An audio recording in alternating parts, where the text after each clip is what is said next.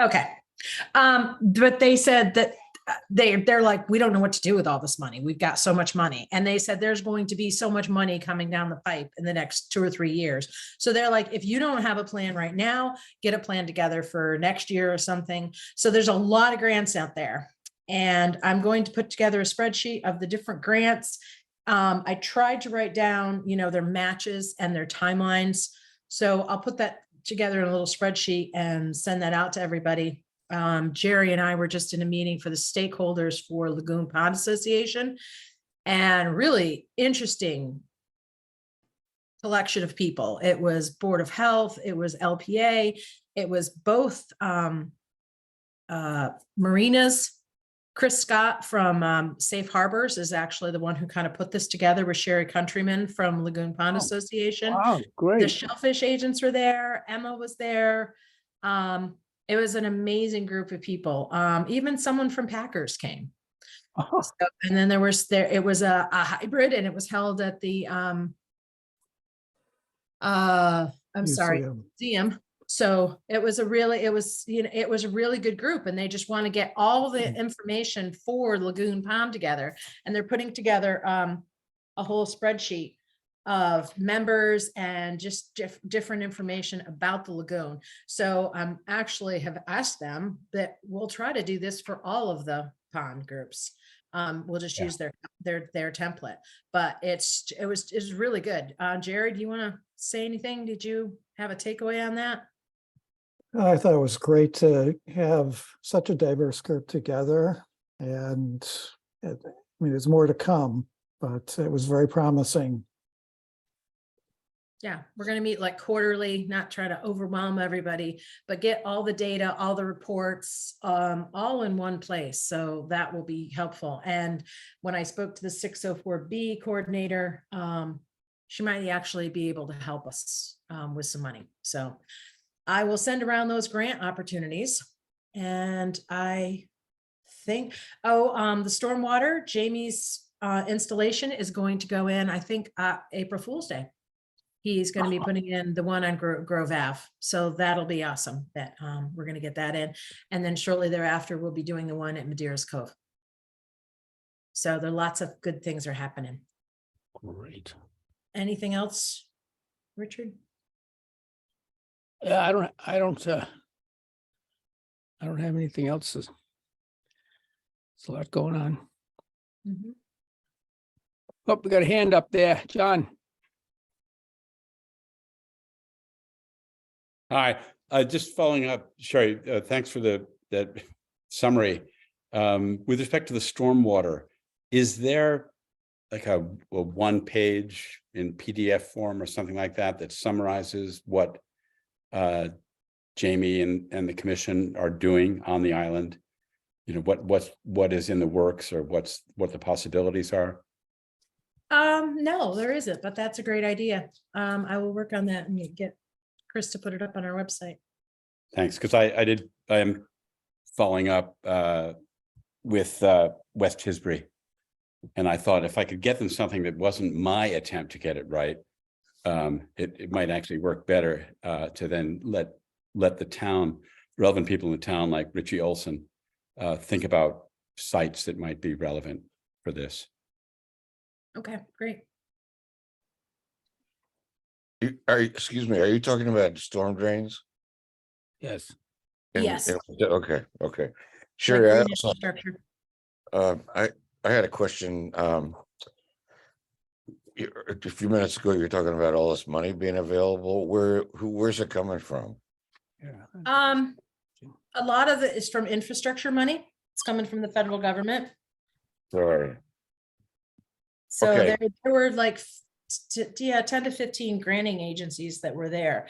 And these were mostly state programs. A couple of them were federal programs, but they just were like, they were amazed how much money is out there. So I sent to Maria the culvert grant, which is DCR. It's kind of interesting because it goes under roads, culverts for fish passages or animal passages for failing culverts, but it can only be on a municipal road. It can't be on a state road. But Maria has that information.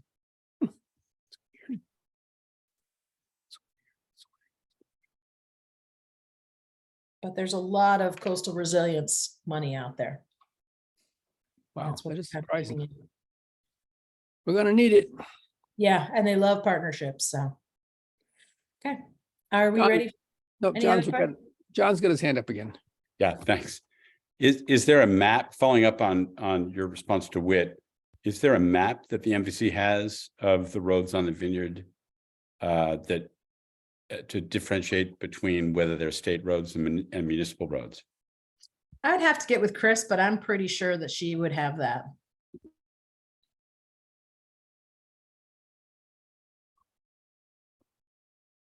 I will ask her for that.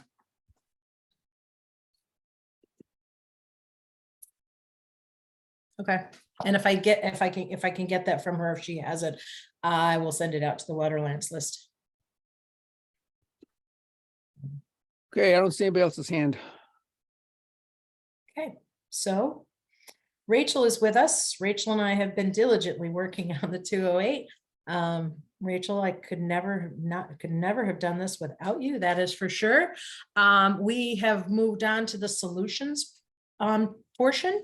We did the watershed assessments, and now we're on to solutions. And I will let the draft, we have a draft proposal right now. It's not out for distribution yet. Adam would like to wait till it's no longer draft before it gets out, but Rachel will tell us all about it. Great. Thank you. It's been Let me a give you team a- effort. A team effort, Sherry. I couldn't do it without you either. So Sherry and I make a good team. Okay, Good let me- sidekick. I will give you co-host.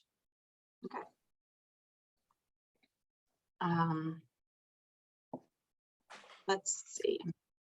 Okay, you should be good to go. Okay. Let me share my, says disabled, it says host disabled participant screen sharing. Let me try that again then, sorry. Try it again. There we go. Okay, let's see. I want to do this. Okay. Oh, I think you can see that's the wrong one. Are you seeing a black screen? There's the management plan. Is it a black screen or? It's white with a gray border. It says Water Alliance meeting March 16th. Okay, so you're not going to see all of my notes. That's good. So I guess Sharon had asked me to update you on what we are doing with the Up Island Watershed Management Plan. We started this process in 2021, which is hard to imagine, but we have compiled a great deal of work, which has been really excellent participation across the board from towns and community groups, as well as the MBC. Basically, we're looking at Up Island Great Ponds. So we're including Chilmark, James, Menemsha, Squidnocket, and Tisbury Great Ponds. And the whole idea is to figure out how we're going to manage excess nitrogen in those areas. So just to summarize, I'll give you a quick update on the management plan phases and where we're at with things. Talk about the potential solutions report, which is where we are now, and then the next steps that we'll be taking as a group. So the plan started out with the idea that we would first develop committees and working groups. It's really just interested stakeholders who have an interest in moving forward with various plans to take nitrogen out of the ponds. A big piece of that is community engagement and education, which is part of what we'll be working on going forward now that we have some other information gathered and under our belt. The next piece of it was doing an individual system assessment, which really is existing conditions report for all five ponds Up Island. I will send you this presentation, which includes links to all of those reports. as of now, the DEP has reviewed Tisbury, Great Pond, Chilmark, Squibnocket, and they're working on what we've put together for James Pond and Menempsha. And we'll discuss those with DEP and make any changes that they would like us to make. And then move on to discussing development strategies. In the last, I would say, month or 6 weeks or so, Sherry and I have worked on putting together a menu of options that might help us narrow down some solutions that would be appropriate for the ponds and various areas within the ponds. As we all know, each pond is different, and even within each pond, there are very different situations happening. And then our final goal will be a final report that encompasses all of our work, as well as a website that has contains links to important information so people can be updated on all of the aspects of the project and how it's moving forward. As far as stakeholder development is concerned, that we've really focused on engaging with the community to educate about it. The working groups have met to figure out plans to educate the community on what needs to happen, what the situation is now, and then to put together recommendations for implementation. And up to this point, the working groups have been instrumental in helping us understand what's happening on the ground for each of the ponds. You know, having somebody who lives in the Chilmark watershed and is very aware of the issues within that watershed has been really important for us to understand, you know, where we are and where we need to go. And also the working groups have helped us to figure out what kind of communication plans we will need going forward, what information we will include in our website when we're ready for that. So the individual system assessments, again, I'll send those links to you. You'll see here we have existing conditions reports for, this is sort of a disorganized slide, my apologies. But here we have the reports for each of these 5 ponds. In the reports, we covered a wide range of topics, including just watershed, the information about the watersheds as a whole, which is, you know, how land area, water area, water quality. Sherry's water quality data is incorporated, physical features such as soil content, which is important when we're thinking about what kinds of soils sort of leak nitrogen more than others. And we have a lot of sandy soil, which of course nitrogen moves through very quickly. Biological conditions from DEP's perspective that primarily focuses on the benthic communities as well as eelgrass, which is not necessarily appropriate for all of the ponds. Benthic community certainly is, eelgrass may or may not be, depending on the pond. But we also looked at shellfish, what sort of environments and habitats we need to be maintaining for shellfish as well. We looked at socioeconomic conditions, which really includes development patterns,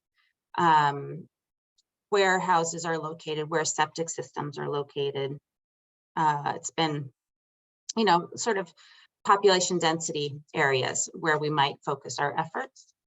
And then finally, we looked at land conservation, which is also a big piece of managing nitrogen, particularly on the vineyard, where we do have a lot of conserved land. And then finally, we have in these reports, if you read through the reports, we've discussed water quality data, development status, and some of the sources of eutrophication. They're dense reports, but they're a good compilation of information if you want to reference. And then these are the links. The reports are very heavy data-wise. So you have to access them via these links, but again, you'll get those with the presentation.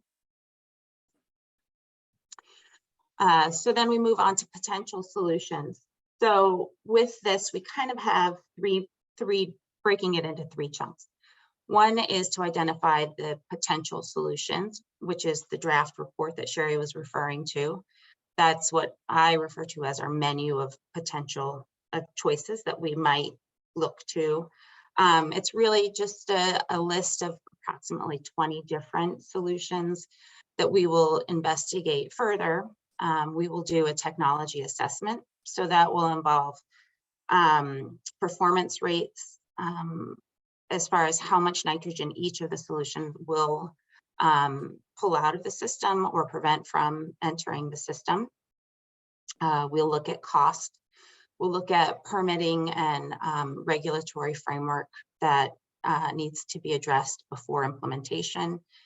We'll look at operations and maintenance associated with each of the systems.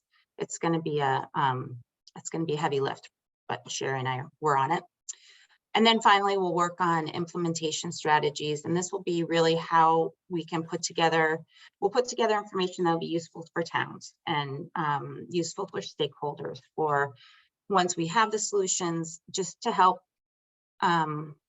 really identify which one is best and how one might go about installing these various solutions.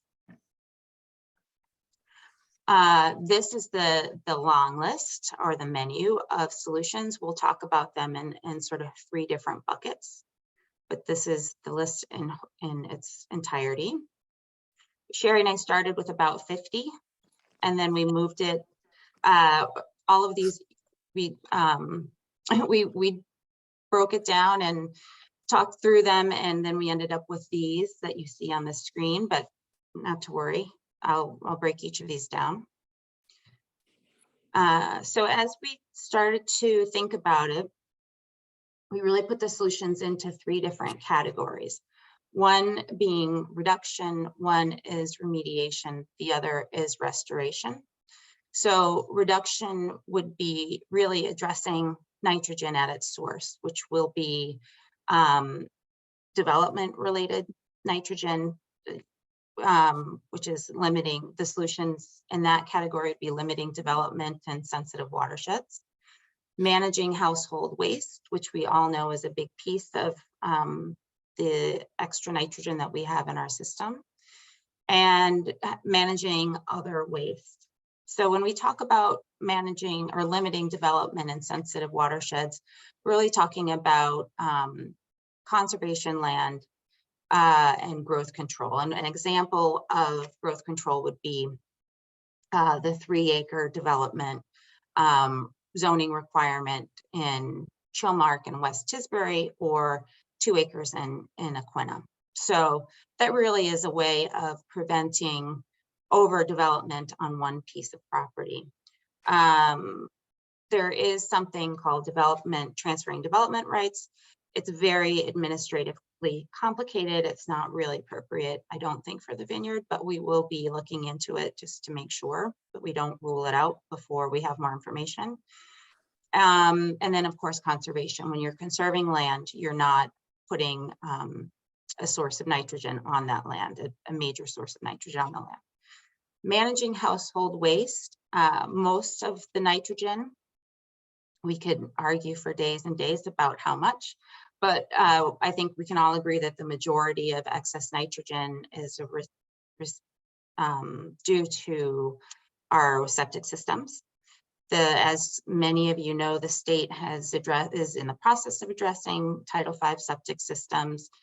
That's still being worked through, but we know on the vineyard that most people up island have septic systems, and the ways to address nitrogen coming from those are IA systems as well as waste reduction toilets. There is an option for conventional treatment, which is not a preferred option for up island. I don't think it's feasible, but we keep it on the list just for reference. For watershed permits, the state requires, if you're going to use a non-traditional non-traditional technology, which would be an IA system or waste reduction toilets, the state requires you to have a backup plan, which is generally a public sewer or cluster system. Again, I don't see that as really a viable solution for Up Island, but we keep it on anyway. And then managing other waste, which is fertilizer management, which the Vineyard does a very good job of. With its the agreement between the 6 towns on how much and how often one should be using fertilizer. We all know it's not always enforced. However, that requirement is there. You can take those even further, as some communities have done, in banning all fertilizer use. Another piece of that is compost management. And when we say compost management, we really are talking about commercial composting or agricultural composting. So these are the big composting piles that,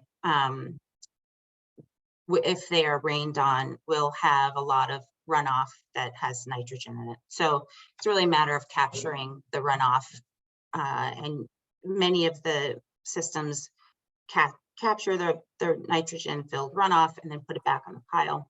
There are different ways to deal with it. And also agricultural practices. As we know, there are a lot of farms and agricultural activities up island. So, and agriculture is so wide ranging, you will see this in all 3 of our buckets.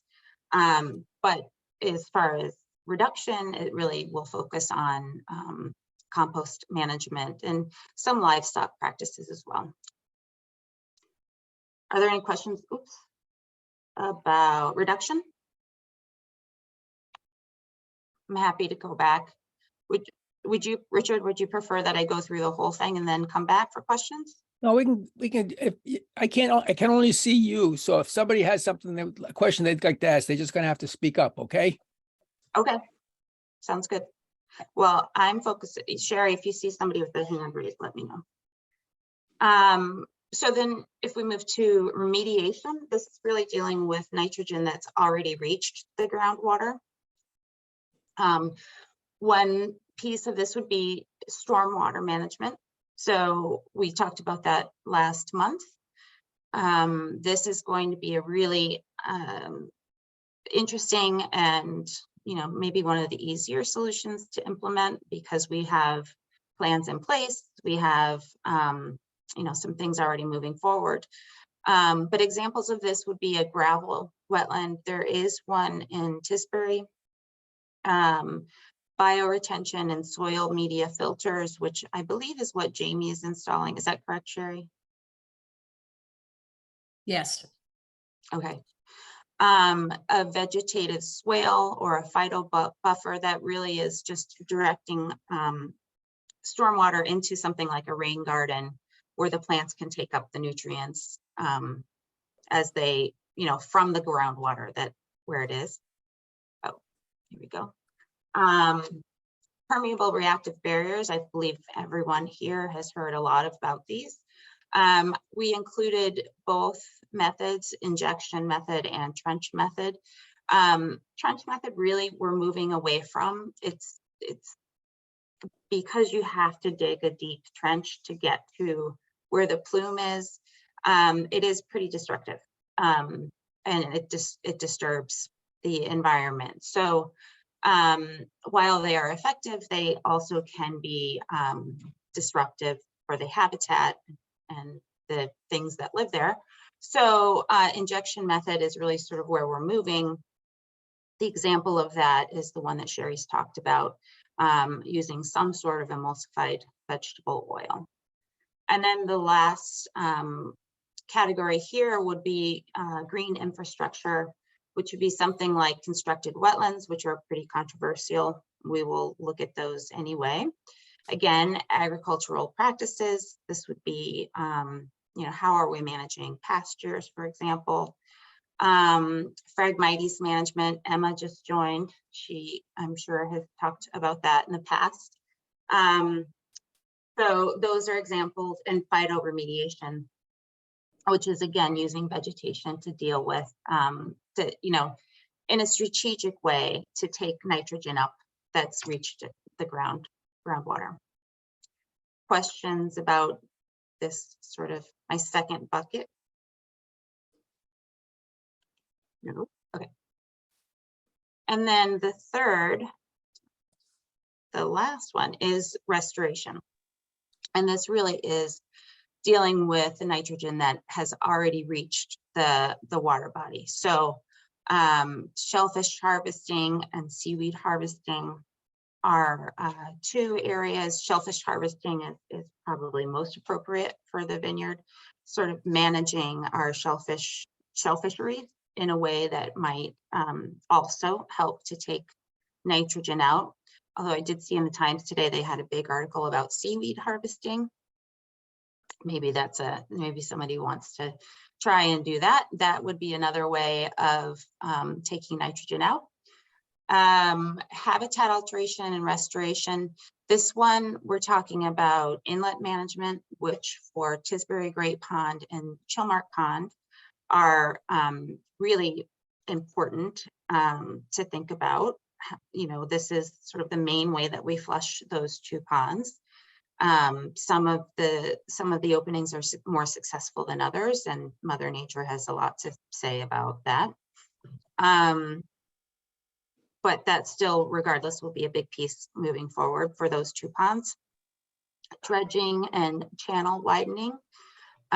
This is really this would be ways of improving circulation in the pond so that they flush better.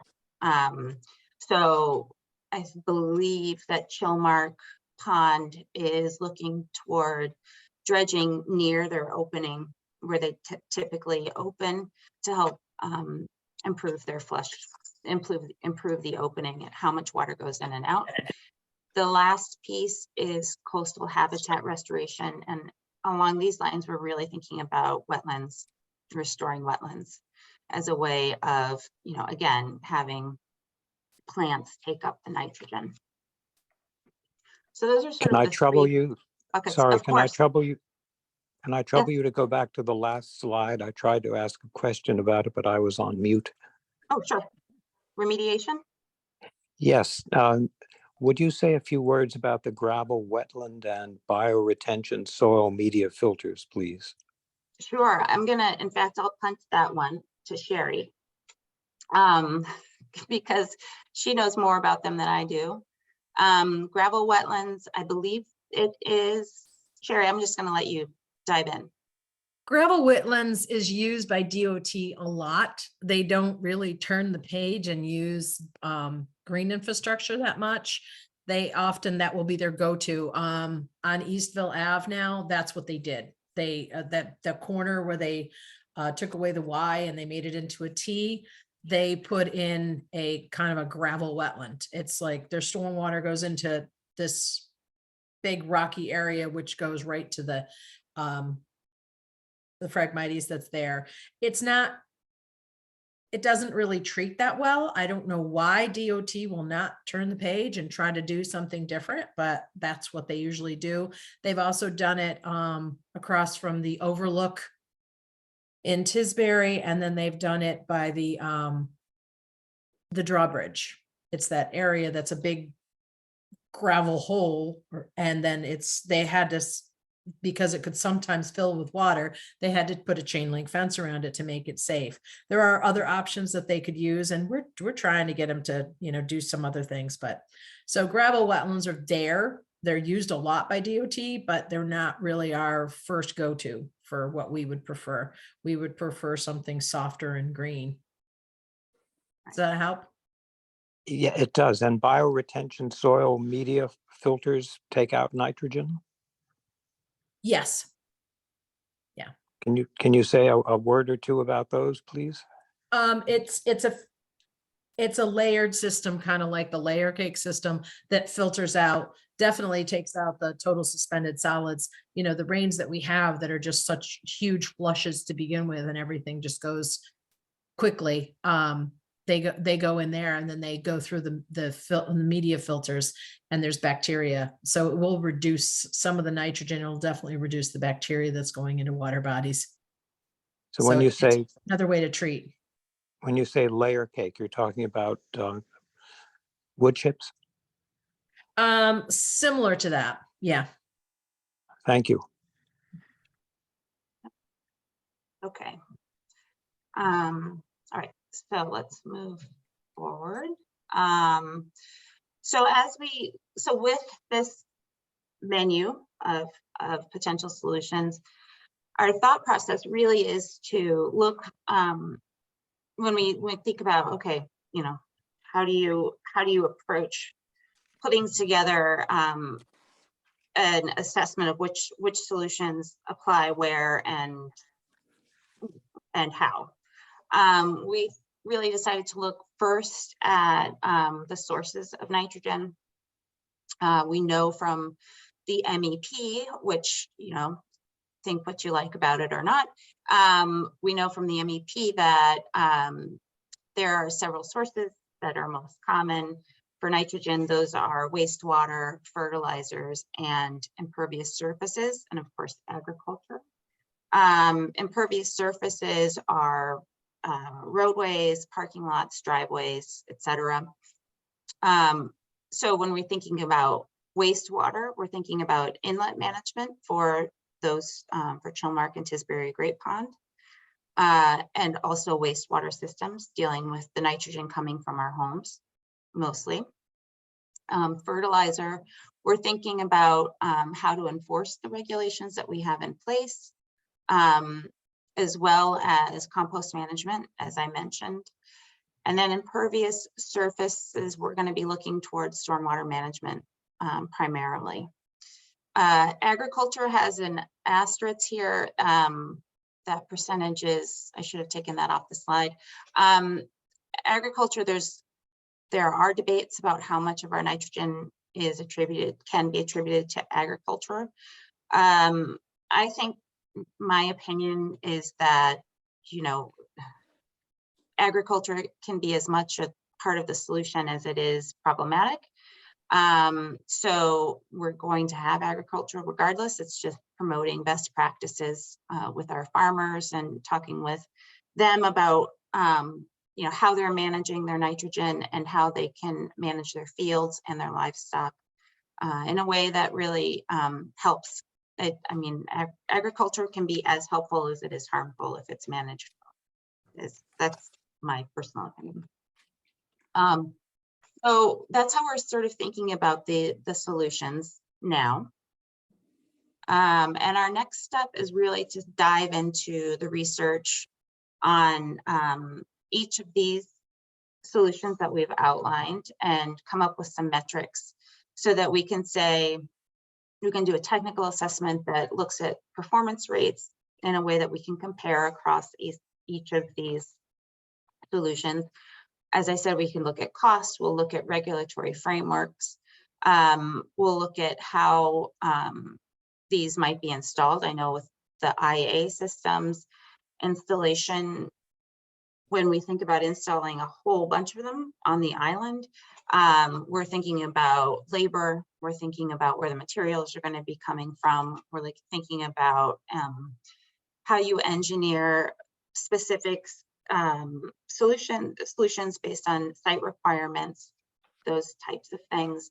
So we're going to start by looking at case studies of what's been done on the Cape and areas of the Vineyard, like the gravel wetlands, the rain garden in Tisbury by Owen Park. So we'll be looking sort of near and a little and adjacent to see what's worked in similar circumstances, really with the goal of reaching our TMDL at the Sentinel stations where Sherry is testing, and with the goal of improving the benthic community and, where applicable, the eelgrass habitats. And here is our contact information if you'd like to get in touch with us. Again, I'll send this so you'll have it. And that is the end of the presentation. Questions? That was great. Thank you. You're welcome. Thank you.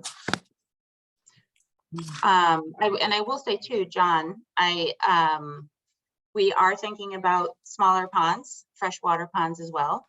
They are not, they are within the scope, and we will work on solutions that address those as well.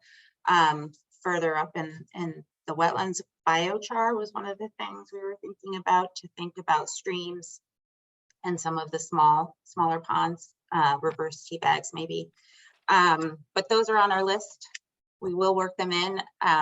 We have a few cheerleaders that remind us over and over again that we need to address those as well. So I see Jerry's hand is up. Yes, Rachel, great presentation. I'm really impressed with what you put together. A question I have is, I should know this, but I don't. Of the 5 ponds that you talked about, when you think about solutions, which of these would require cooperation between 2 towns? Oh, good. I've been thinking about that today, as a matter of fact. Tisbury Great Pond straddles 2 towns, Chilmark and West Tisbury. Menemsha is Chilmark and Aquina.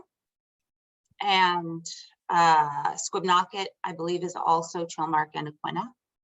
So one way that that's been done on the Cape, this morning I was reading about the Pleasant Bay water permit. They have, they broke down the watershed into sub-watersheds. So for example, Tisbury Great Pond, Black Point is fully on the, I believe, is fully on the Chilmark side. And so in that case, you would say the nitrogen allocation be removed. You might assign that to Chilmark. Whereas Mill Pond or Deep Bottom is fully on the West Tisbury side. So perhaps you come up with an agreement where you have to say, okay, West Tisbury, you're responsible for removing the nitrogen associated with Deep Bottom. I mean, that is just an idea. That's how it's been used elsewhere, but it's a good point. Some towns will have to collaborate. Yep. And some examples. that's good. That's a good thought, because I live in Oak Bluffs and a lot of our water comes from West Tisbury, groundwater, Right. into our first town well, which is under stress at the moment, I understand, below the high school. Yep. So.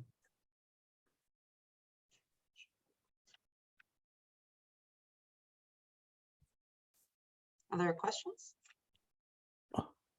Well, I'm on the floor here. You mentioned that constructed wetlands are somewhat controversial. Could you comment on that? Well, I think the first thing that came up in my research was, what do you do when so a constructed wetland is, basically a raft that you would float some sort of vegetation on. So one of the questions that came up immediately was, what do you do in the winter when ice forms around and pushes the raft? That in that case, there's maintenance involved. Dealing with the vegetation on the raft, you have to have someone go take the vegetation out in order to take nitrogen out of the system. That's another maintenance requirement of that type.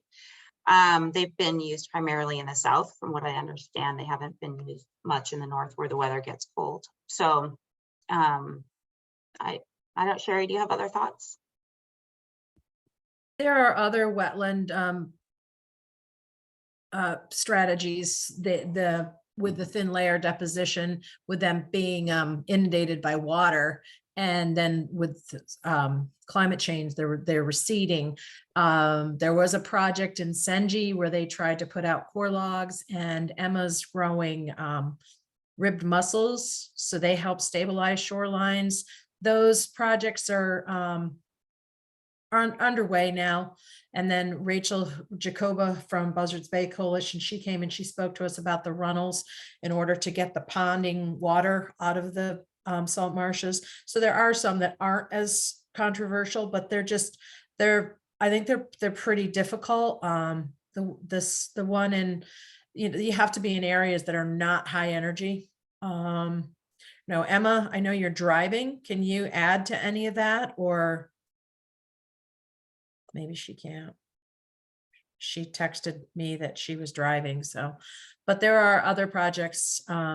So the floating wetlands, I've always wanted to try it. It sounded interesting, but that one is definitely not sure if it would really work in saltwater. But there are other remediation efforts to improve the salt marsh. It's Okay. in areas where there's a lot of nitrogen. The salt marshes don't have to, the nutrients are so available that they don't really put down deep roots. So just getting the nitrogen out of the watershed so that they actually have to work for it, they have to put down deeper roots, that would help make them more stable. But that's, it all goes hands in hand. So I don't know, does that answer your question? Yes. The meeting we just spoke to with Chris Scott, with the stakeholders of Lagoon Pond, he is looking at the salt marshes right out in front of safe harbors. Those are almost completely inundated sometimes at high tide. So he's looking at trying to get those restored. So that'll be interesting. I'll keep you posted on what he does with that. That's great.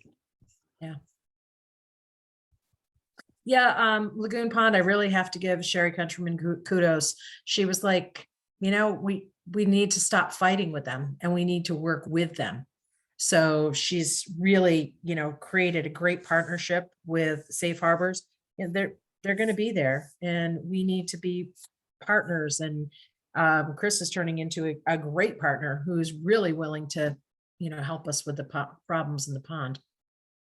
And I think that points out that this is a balancing act. I mean, we do have an economy that is dependent upon water-related activities, and one of those is boating. So you have to figure out a way to accommodate that with making them a part of it. That's a very good Yeah, point. with talking to him, he's completely banned copper bottom paint. So Yeah. that's, key for the shellfish for their reproduction. So, just having a good open discourse and education is mostly key. Yeah, no, it's great that they've got a good team running that place. What's up, John? Beside your hand. Thanks. I've two questions. Rachel, thanks for mentioning smaller and freshwater ponds. And I'll get to a question about that in a moment. But first, I was wondering, in one of your last slides, I think you noted that one part of the solution would be education with respect to agriculture and nutrients from agriculture. But then with respect to more or less, domestic use, home use of fertilizers and so on, I think you noted on your slide to enforce regulations and so forth, but communication or education is not mentioned there. And I'm wondering if there isn't a role for that with respect to the suppliers on the island of fertilizers, where there is no information about the possible or likely adverse consequences. And Definitely.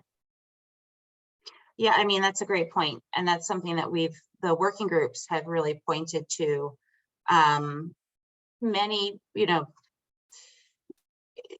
if you have a landscaper who is 100% in charge of all of what happens in your lawn, you may not know what's being used on your lawn as a homeowner.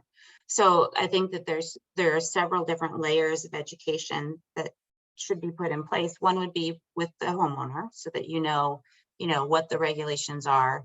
With landscape companies who know what the regulations are, for sure. But they're kind of in an awkward position if a homeowner says, I want a green lawn. They have to balance that. And then also with the suppliers who are supplying the fertilizer on island. So if you could get to the suppliers, then you would make it much harder to over fertilize if the suppliers were well aware of the impact and agreed. So It's, you know, we've seen all of the drone pictures of, you know, taken in February where there's a bright green lawn next to a brown one. So, and the Vineyard Conservation Society, I think, has done a great job in promoting the vineyard lawn. So there's more of that. In Nantucket, they're trying to ban fertilizer outright. So in that case, the enforcement might be a little bit easier. So, and you had a second question that I lost track. Yes, thanks. And it related to this and the entire thing. I didn't hear the word phosphorus. And of course, for fresh water, that's the key limiting nutrient. And it's also been pointed out that even for the great ponds, which are brackish, the areas of the ponds where the fresh water is coming in, it's an issue for aquatic life there. And I'm wondering about the scope of this and, you know, whether there's any potential for attempting to mitigate phosphorus as well. Yes. So for Chilmark Pond, that's for Tisbury Great Pond, it's mostly brackish. I don't know, maybe up toward Town Cove, it's less so. Probably less so. Chilmark Upper Pond is definitely more fresh. So when we go through and you know, compile all of the metrics and we look at performance, we'll include phosphorus as well. You know, we'll include it. I hope not all of the solutions address phosphorus in the same way, but definitely as we, you know, move beyond just the great ponds and start to think about the smaller ponds and the streams, and we'll include that as well. So in my opinion, if we're doing all of the work, generally that information is side by side, so you might as well include it. So. Yeah.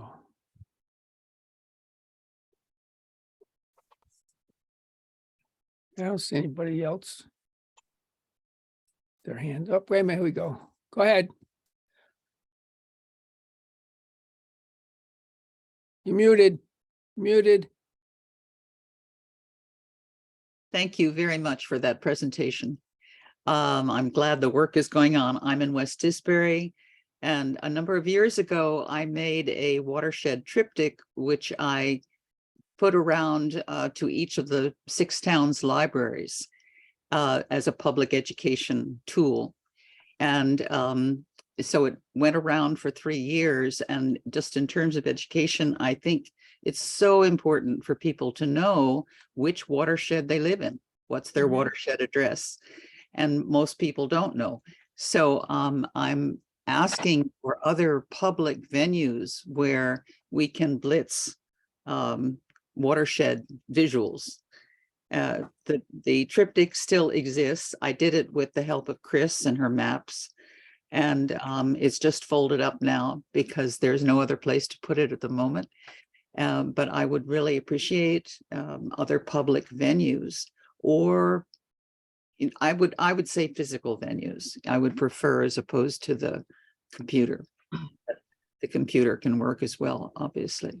So that was one thing in terms of education. I also did another one for the high school. So the high school has its triptych, and the teachers can use it as a tool for teaching. The other thing was I wondered the effect of regenerative agriculture, which is so popular and growing and wonderful for producing healthy food. I just wondered what effect that is having on the whole practice of nitrogen. Yeah, I mean, and I think it's great. I would love to see that triptych. Chris and I have worked on watersheds. Chris has mapped all the watersheds and sub-watersheds. She's amazing. But the triptych sounds really great. I'd love to see it. And I don't know if maybe it's a matter of putting it in maybe the town halls by where the beach passes are. You know, that might be a good place to put them. I don't know. I'm sorry, the next question, the question, oh, regenerative agriculture. The effect on nitrogen, yeah. Yeah, don't I know. mean, I think for sure, one big piece is, you know, providing a buffer around water sources. So if you have, certainly not allowing animals to graze near the water. So if you have horses or cows and near a stream, certainly you don't want them to be grazing, you know, anywhere near the stream. So that's one piece. Another would be putting a buffer around water sources. But I think too, like some plantings take up more nitrogen than others. So as Emma knows, you know, Phragmites take up a lot of nitrogen, can take up a lot of nitrogen. So I think doing some research and working with farmers to see if some of the things that they plant in their fields for hay or you know, for feed, if they can plant something that also would take up a lot of nitrogen, like maybe sorghum, is it, I believe is in the corn family. So that could take up probably a lot of nitrogen. So it's just sort of choosing which plants you want to plant, where you want to plant them. That can be definitely a big piece of it. So Jerry's got his hand up. Yeah, I just want to follow up on John's comment. I don't recall, maybe in Water Alliance we've covered this, but I would certainly benefit to know what the suite of remedies there are for phosphorus. I know that by and large, a lot of the nitrogen strategies involve bacterial conversion to nitrogen gas, which isn't possible with phosphorus, but maybe we can find a way to touch on what phosphorus reducing strategies are out there sometime. I would benefit from that. sure. Sherry, do you have thoughts on that? Like a PRB? We had looked at that because we modeled a lot of our solutions after what Cape Cod Commission had used in their 208. And they actually had projects that reduced phosphorus. And Rachel, at this point, did we kind of back away from that, or because it had nitrogen removal and phosphorus removal? Right. I think we backed away from using their metrics because we weren't sure that they applied to the vineyard. So But there as are far, opportunities yeah, there. there are definitely opportunities there. It's just a matter of what's, you know, the state's focusing on nitrogen, so that's going to be our primary focus. But you know, if there's a solution that also addresses nitrogen in the right sub watershed, absolutely, why not? But it's, as we look at when we came down to our list of 20, phosphorus was on the list, but I, you know, be totally transparent and say it wasn't top of mind. So, but if those solutions also address phosphorus, then yes, we can include information on that.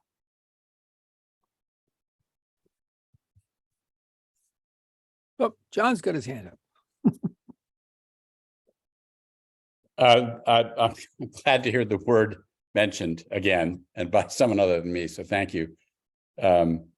I don't know about what the mitigation opportunities are, but I am aware and may have mentioned before that I think my conversation with John Smith of Clean 2, that he had developed or they have an analogous system to the one for removing nitrogen that works evidently for phosphorus. I believe it involves some form of aluminum, and I don't know anything more about that.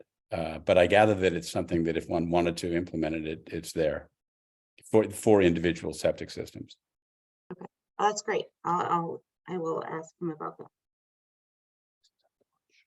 that. We plan to talk with the test center in Barnstable. It's in Barnstable, is that correct? The septic test center, and talk to them about all of the things that they're testing at the moment. So I'll make sure that we also ask them about phosphorus for those solutions.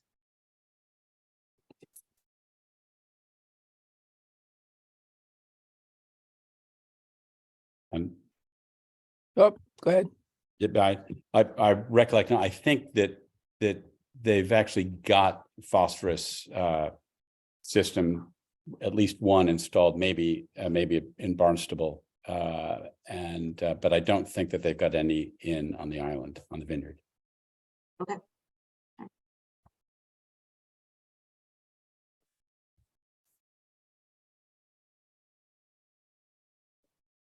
Okay, we good with questions at this point?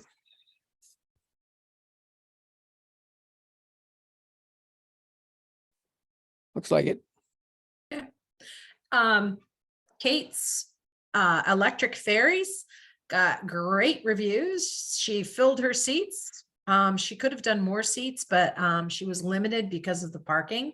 Richard Paradise was very nervous about having too many people in the parking lot, so he capped her, but she filled that up within the first 2 or 3 days, which is absolutely awesome.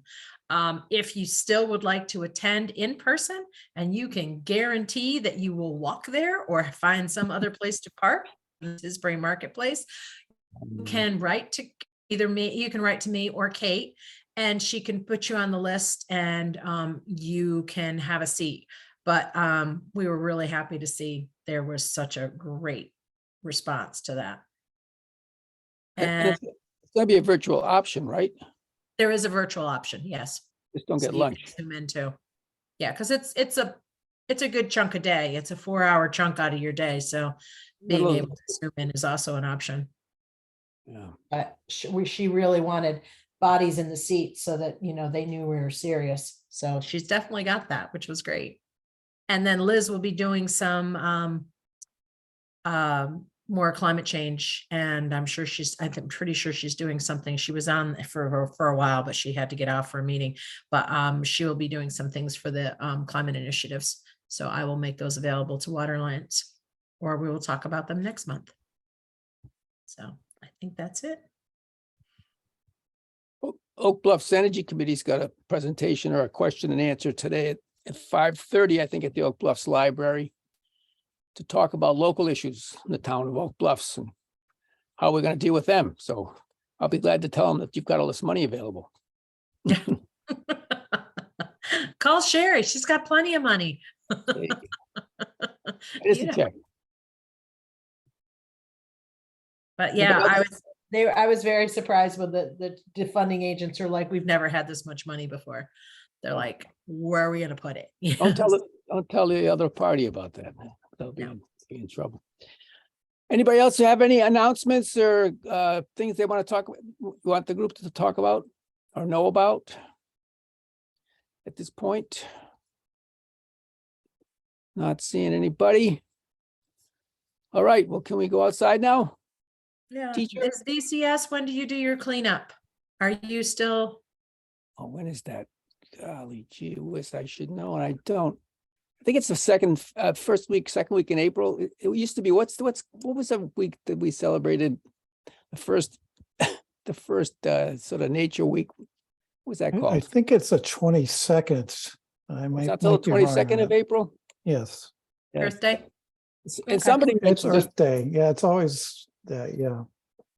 I think the Oak Bluffs, somebody in the Oak Bluffs Association, they're gonna do a cleanup in Oak Bluffs on the 25th of March, I think. So if you want to get warmed up, I think I understood that there's an event at the museum and that VCS is involved with that, and that they'll be cleaning up around the lagoon oh, good. with a number of NGOs. That's what I heard about that a few weeks ago. But Yeah, I think the VCS beach cleanup is the morning of the 22nd, and then they've usually had some kind of after party that's being combined now with an event that involves more nonprofits, I think. I don't know the details. And the liquor stores were offering 10 cents for every nip bottle you pick up. Yeah, that'd be a good deal. Gail, that's another option for you, is to maybe the museum. You could put your triptych there. They have a environmental section right now.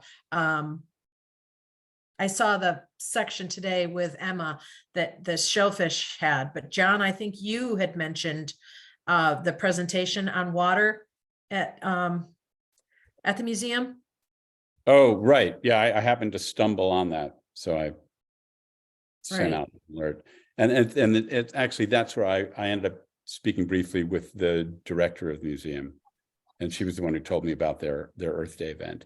Mhm. Okay, I guess it was just tied into that. yeah. Gail, you're muted again if you're talking to us. So good at muting. I had asked Bo, isn't it? The librarian Yes. at the museum. Anyway, and Yes. they always just say there's no room for anything. I even asked for the blue pages, just a pile of blue pages to go in the museum. So appropriate. But I'm not familiar with, I know the water exhibit, I saw it. But is there something else that's going on environmentally now in terms of an No, I exhibit? think it was just the water, just the Okay. water exhibit. Maybe. I know there's no space there, Okay. but my new campaign may be to have everybody know their watershed address. It would be fabulous, in terms of awareness. And I will send that triptych to you and to Rachel. Okay, just so you can see it. Please, I would love that. Thank you. Gail, did you speak to the curator? I've forgotten her name, or to the artist when you were there about the space for the triptych? No, I spoke to the artist about her work, Okay. the exhibit that she did. Because the other thing is, isn't there there's some kind of a display up in the one of the loos, the bathrooms at the West Chisbury Public Library, and I wonder about, if there's space on a wall at the museum. I think it's incredibly clever that the West Chisbury Public Library has it there. So that might be an option for other places, including, for example, the Steamship Authority and so on. Whole new thought. Right. Okay. So, also, I didn't say, but following Gail's kind lead, Rachel, I want to thank you for your presentation, and to thank you and Sherry for all the work that went into that. It's great stuff. Yes, bravo, bravo. Thanks. It's a labor of love, and working with Sherry is always a good thing. So, whether she likes to work with me or not, I like working. I got a new best friend. I have to call her every day just to check in now. Yeah. When the weather's warmer, it's nice to be out there on the ponds, right? Yeah, definitely. Yeah. Okay. Okay. Thanks, everybody. All right, Okay. thank you. Thank Great you. to see you all. Thank you. Bye-bye. Bye.